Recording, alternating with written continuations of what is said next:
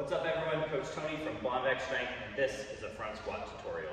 So for front squats, you're going to want to set up the bar at about the same height that you would back squat. If you low bar back squat, you may consider setting up at a slightly higher rack height for your front squats.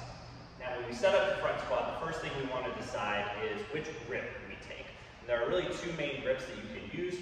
First being a clean grip, where you hold the bar the same way that you would catch any sort of clean. The other would be a cross-face grip, where you have your hands on top of the bar and your elbows out like that. Either option is fine. The clean grip requires a lot of wrist mobility, a lot of elbow mobility. If you're a weightlifter and you're doing cleans of any kind and you want to build that up via front squats, you've got to use that clean grip. However, for just about anybody else, we tend to recommend the cross-face grip just because it's a little easier to get in and out of position, and when you're not worried about your wrist snapping in half, you can probably squat a little bit more weight. So for the cross-face grip, what we're going to do is we're going to get our arms out straight, get the bar as close to your throat as you can without choking yourself, and once you kind of have yourself in position, I like for new lifters to check their position by unracking the bar without crossing their hands over the bar. This helps them kind of appreciate where the bar should rest and where their kind of balance should be. And if you try to unrack the bar without holding it, if you find that it's rolling down your arms, you know you need to adjust that position and get the bar further behind your delts. So I just kind of do a quick check. I wouldn't do this with heavy weight, but just as I'm warming up, kind of get settled. So I get that bar where I want it, I just stand up and unrack the bar. If I feel like that position is good, then I just cross my hands over top with my elbows out front. Take a big breath into my upper back. I stand up, and then I do the walkout the same as I would any sort of back squat. So one step back, second step back, and then the centering steps. I obviously can't look down at my feet like I would for a back squat, so I just kind of have to trust that my step and my feet are where they need to be.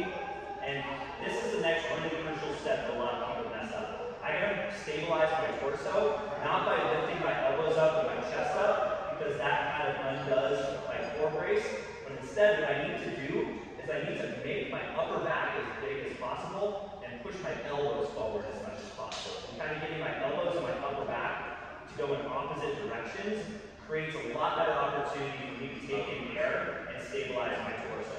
This also shifts my weight back a little bit. If I pull my elbows up and lift my chest up, it shifts my weight forward, which is going to make it really hard for me to stay upright when I squat. So elbows long, upper back big, big breath in. And then I want to just focus on breaking at the knees first and sitting straight down. If you sit back at all during a front squat, if the weight is heavy, you're probably going to dump that weight forward, so it's very important to break at the knees first. So big breath, knees first, straight up and down, and then drive back up. Obviously, the first thing that tends to break down in any sort of front squat is your upper back position, and that's kind of inevitable.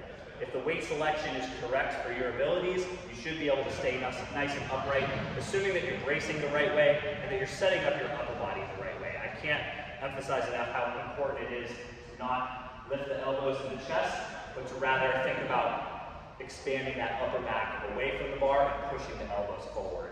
Those two steps right there are going to help your front squat fall into place.